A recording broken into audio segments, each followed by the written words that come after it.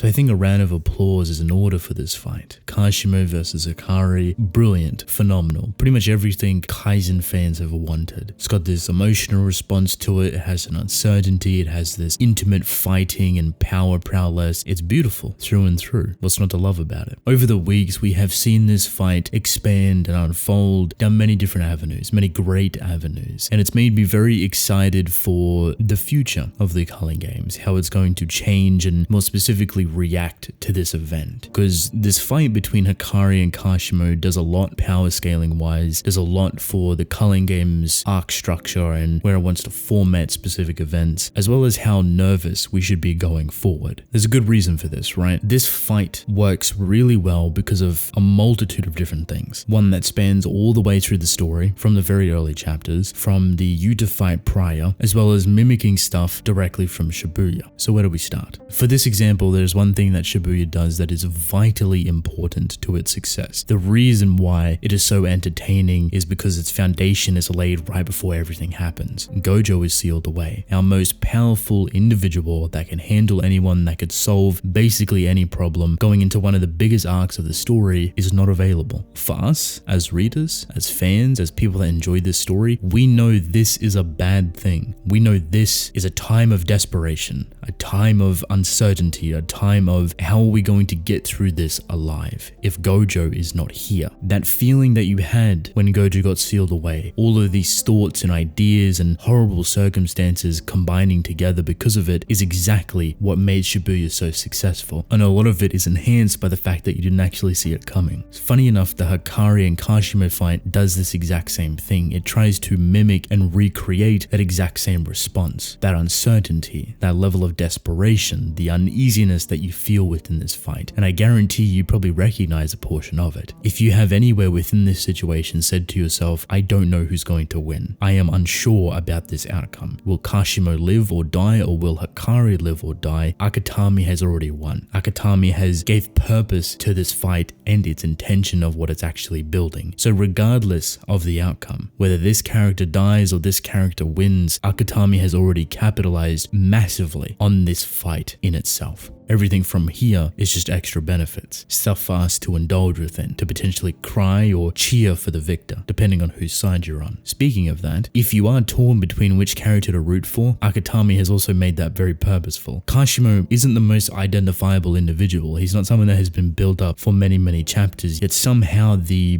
writing prowess that Akutami has to draw so much love and attention and appreciation for very irrelevant characters that don't really have much screen time, that serve only a purpose of progression or growth or a fight or entertainment, we very quickly fall in love with them. We very quickly become ensnared by them. And all it took was a battle of life and death and a very tiny, small flashback of what Kashimo's past was like. Someone that was seeking the most powerful of individuals and pretty much gave birth to his want or need to fight Sukuna. So Akutami took stems from Shibuya. The emotional equivalence between Gojo and Hikari is very similar. There's a lot of ways that this works in benefit to Hikari and why this is amplified quite a bit from the beginning of the story. When Hikari was originally introduced by Gojo, him and Yuta are mentioned to be Gojo's successor. Basically people that will one day potentially rival him. They are very much powerful, they are very proficient. These are the headliners for the next generation of sorcerers. This was also then boiled down a little bit more, saying that Hikari, when on a roll, is more powerful than Yuta. Now we didn't know the legitimacy behind this, but it sounded appealing and it sounds somewhat appropriate. So you can paint the picture that overall Yuta's more powerful, but when Hikari's on a roll, whatever that meant at the time, he could peak very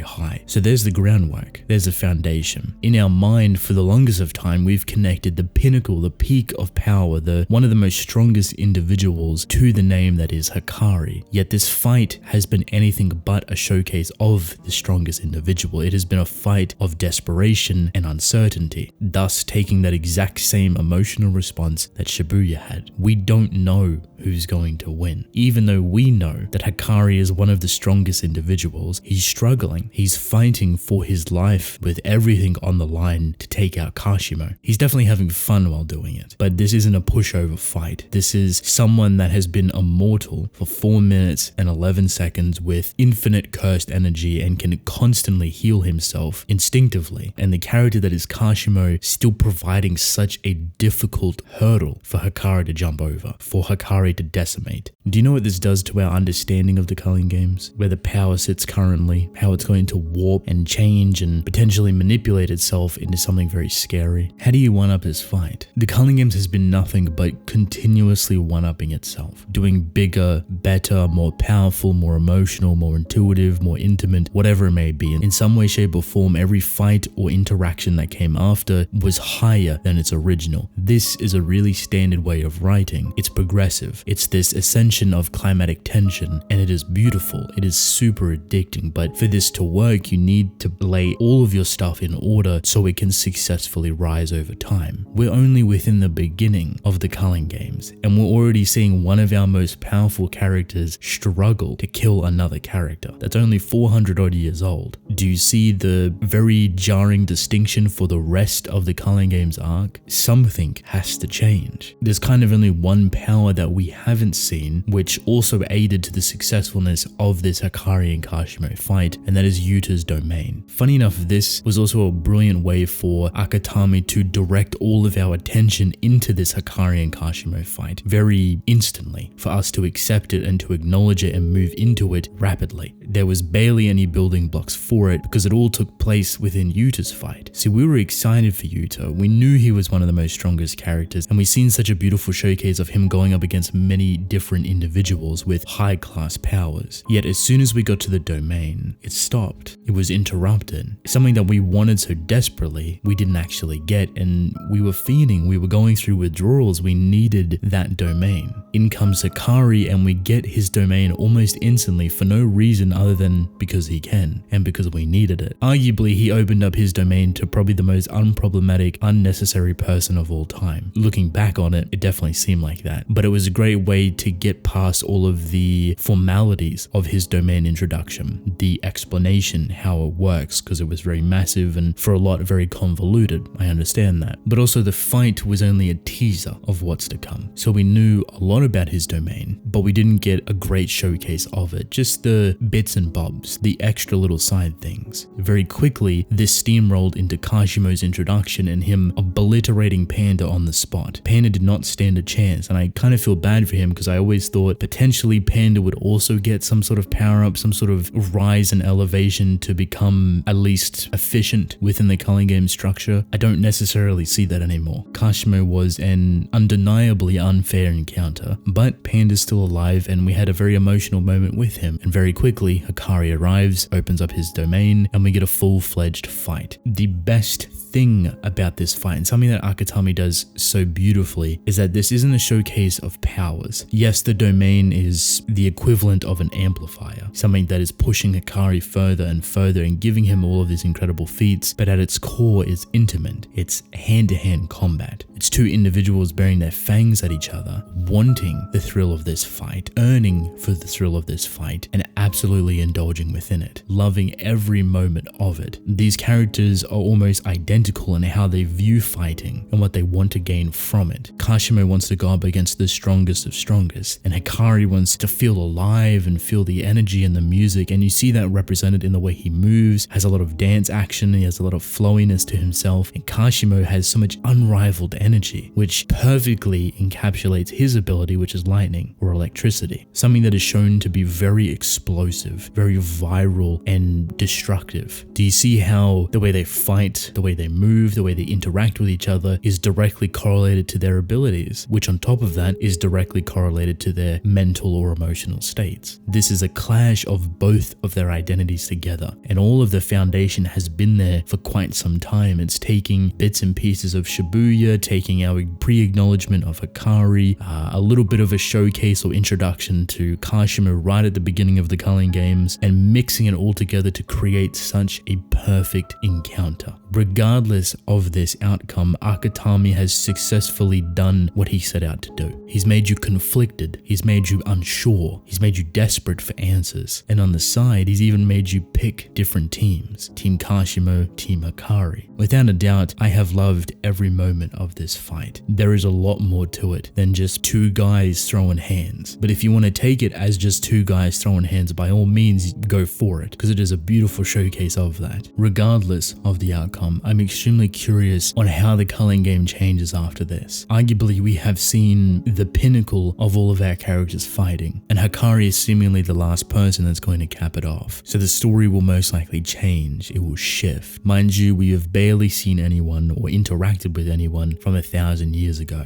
A lot of characters have to play catch up. If Hikari is struggling, if Yuta is going to struggle potentially with 1,000+ year old people, what about our younger characters? Yuji, Megumi, Maki, for example. They all have room to grow and expand and are currently sitting at completely different levels. Maki is probably more closer to Yuta and Hikari than she is to Megumi and Yuji. But Megumi's not too far behind, he's working on his full domain, and Yuji is always very unpredictable. He's kind of the lowest point of power currently, but all of his fights within the story have been very intimate and emotional. The biggest fight of Shibuya, mind you, the final climatic closer, was Yuji, and it wasn't power. No way he was going to tower over Sukuna's showcase or Mahoraga or even Dagon's domain, but it was emotional. And that's the greatest thing about Shibuya and the Culling game structure, is that we can one-up interactions and fights with power and emotion. We can swap them out very effortlessly. Yuji has always been used as that type of character, so I'm curious and ever more excited to see in what direction we build towards this. Do we change that perspective and give more power to Yuji? Do we start raising Maki and Megumi and all of these other characters? Or probably the most likely answer to this question is that we start getting big combination fights. This is a way to mitigate the drastic differences in power, but instead join people together. Think of Dagon's domain with him versing 3 or 4 other people at a time. You can imagine that with Yuta and Maki, for example, or Yuji, Megumi, and Hikari. There's a lot of ways that you could partition characters into these group fights, which helps alleviate that power escalation problem, but also keep it very climatic. And then you could break it apart piece by piece and then add in that emotional element for a character like Yuji, for example, which is exactly how the Todo and Yuji fight broke into a very small emotional solo encounter with Mahito and Yuji to end it off in its entirety. As you can tell, I'm very excited. There's a lot more that goes into this fight than one would actually think. So hopefully this gives you some sort of better understanding of it, or at least my perspective of it, as well as where the future of the Culling games could go. All I say is that expect it to change after this fight. Something will shift or evolve, no doubt about it. With that, however, I want to thank you all for watching. Hope you enjoyed. Leave a like and subscribe, I greatly appreciate it. Drink plenty of water, and I'll see you within the next one. Goodbye.